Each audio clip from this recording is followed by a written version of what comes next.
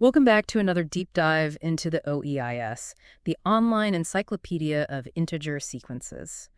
For our listeners out there who are into number theory, this is, I think, going to be a really fun one. Yeah, I'm looking forward to this one. Today, we're going to be looking at A000176, which is called the Generalized Tangent Numbers, DN2. Oh, yeah, this is a classic. So for our listeners, you can see this sequence right on your screen. It starts 211, 46, 128, 272, and it just keeps going. And, you might just look at it and think, oh, that's just a list of numbers.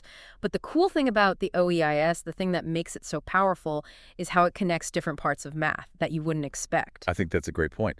What makes the OEIS so fascinating is how it reveals these unexpected connections between different mathematical concepts. Exactly. And this sequence is like the perfect example. We're going to see how it ties together some pretty deep ideas from different areas of number theory. Definitely. There's a lot to unpack here. Okay, so the OEIS entry for A000176 starts off by giving us a definition, right? And it involves something called a Dirichlet-series. Yeah, it starts with this Dirichlet-series law, defined as the sum over all k from 0 to infinity of this Jacobi symbol, next a2k plus 1, divided by 2k plus 1 raised to the power s. Okay, hold on. The Jacobi symbol, that's pretty important for understanding this whole thing, right? Jacobi symbol. Oh, absolutely. It's a generalization of the Legendre symbol, and it plays a crucial role in defining these generalized tangent numbers. Right. The Legendre symbol, something a lot of our listeners are probably familiar with. So how about the Dirichlet-series itself? What exactly is that? Well, you can think of a Dirichlet-series kind of like a generating function. It's an infinite sum where each term has a specific form. In this case, we have the Jacobi symbol divided by these powers of 2k plus 1, all raised to the power s, where s is a complex number. Got it. And this Dirichlet-series is how the OEIS defines these generalized tangent numbers, DAAN, right?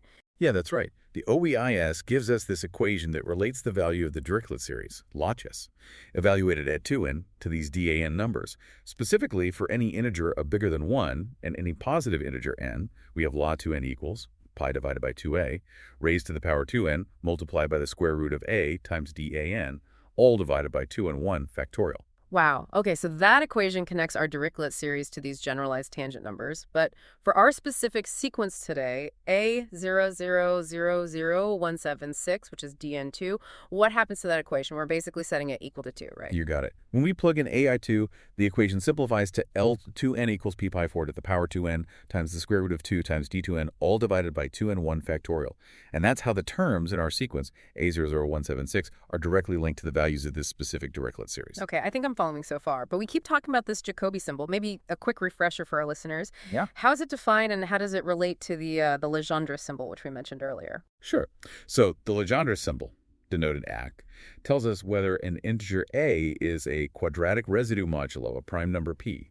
In other words, it tells us if there exists an integer x such that x squared is congruent to a modulo p. Right, and the Jacobi symbol kind of expands on that idea, doesn't it? Exactly. The Jacobi symbol, written as an, extends the concept of the Legendre symbol to the case where n is any positive odd integer, not just a prime. Okay, so if n is not prime, how do we actually calculate the Jacobi symbol? I'm guessing prime factorization plays a role here, right? It does. If we break down n into its prime factors, say p1 to the power alpha 1 times p2 to the power alpha 2 and so on, up to pk to the power alpha, then the Jacobi symbol n is just the product of the Legendre symbols for each prime factor raised to their corresponding powers. So it becomes a1 to the power alpha 1 times ap to the power alpha 2 all the way up to the power alpha. Okay, so it all boils down to calculating a bunch of Legendre symbols. Got it.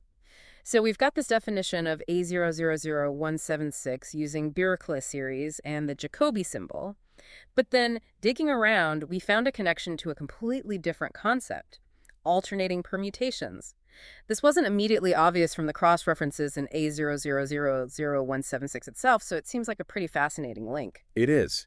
It's amazing how this sequence, defined through analytic number theory, finds this unexpected connection to a purely combinatorial concept. It really shows how different areas of math can intertwine. Totally. Okay, so for our listeners who might not be as familiar with them, what exactly are alternating permutations? What makes them zigzag?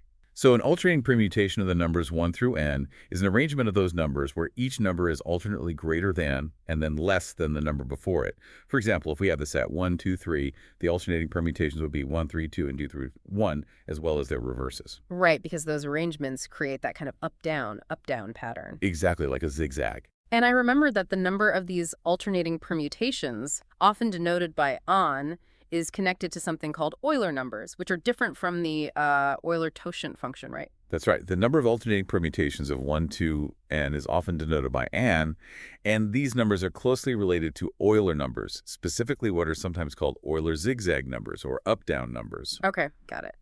And there's a theorem, André's theorem, that gives us this really neat way to represent these and numbers using an exponential generating function. Yes, André's theorem gives us a really elegant formula for the exponential generating function of the sequence n. It says that the sum from n equals 0 to infinity of n times x to the n divided by n factorial is equal to sec x plus tan x. Second and tangent. Okay. I'm starting to see where the tangent in generalized tangent numbers might be coming from. You're right on track. The term tangent number actually comes from these alternating permutations. When n is odd, the number n is called a tangent number, and when n is even, it's called a second number. Oh, so that's the direct connection. And these names come from the way the tangent and second functions are represented as power series, right? Exactly. The Maclaurin series for the tangent function only involves odd powers of x, while the series for second only has even powers of x. This nicely matches up with the definitions of tangent and second numbers based on whether n is odd or even. That's a really cool connection.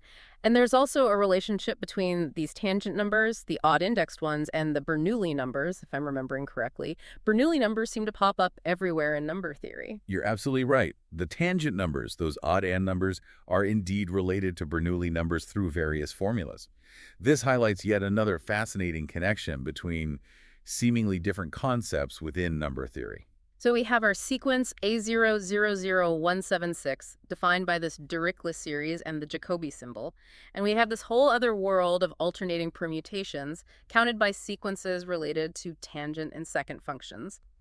How do these two areas of math come together? What's the bridge? That's the million-dollar question.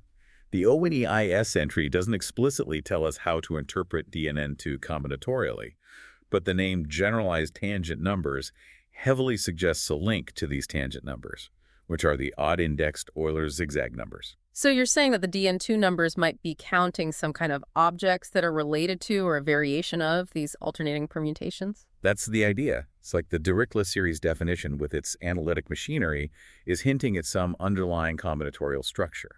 Maybe there are specific types of permutations or arrangements that these DN2 numbers are counting. That's a really intriguing thought. So for our listeners, let's step back for a moment and talk more about Dirichlet-series.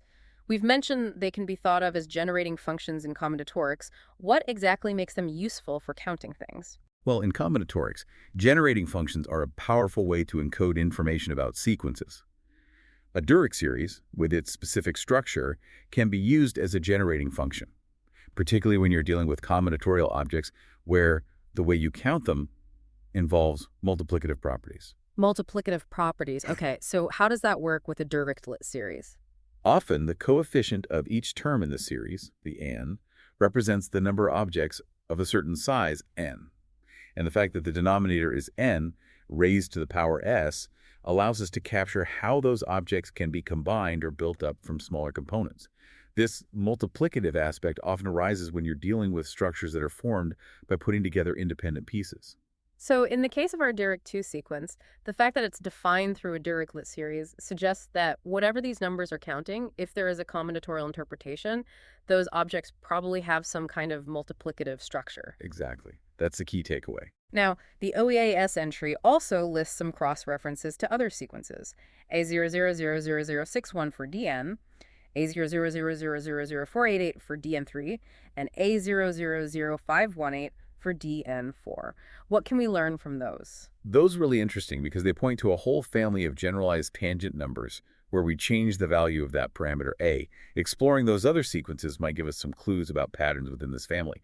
Maybe DNE1 has a simpler combinatorial interpretation that can help us understand the more general DN2 case. It's like a whole web of connections. That's a great way to put it. It's all connected. And speaking of connections, the references in the OEIS entry like Sloan's Handbook of Integer Sequences and the Encyclopedia of Integer Sequences, as well as Shank's work on generalized Euler and class numbers, those tell us something about how well known and important this sequence is, right?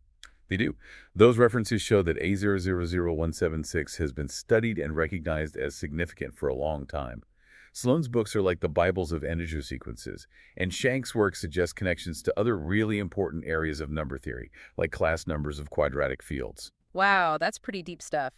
So, to sum it all up, we've seen how these generalized tangent numbers, DN2, defined through a Dirichlet-series and the Jacobi symbol, seem to have this hidden connection to alternating permutations and specifically to tangent numbers, a special type of Euler's zigzag number. It's a beautiful illustration of how seemingly different parts of mathematics can be intertwined in really profound ways. It really is. And for our listeners out there, here's something to think about. What kinds of combinatorial objects might these DN2 numbers actually be counting? And how does that Dirichlet-series definition give us insight into their properties? It's definitely a puzzle worth exploring further. I think that's a fantastic question to leave our listeners with. Maybe they can find something new and exciting. Exactly. We encourage you to check out the OEIS entry for A000176. Look into those references and see what you can discover. You never know what you might find. It's a great reminder that even seemingly abstract sequences in the OEIS can lead to really profound discoveries about the structure of math. Thanks for joining us for another deep dive.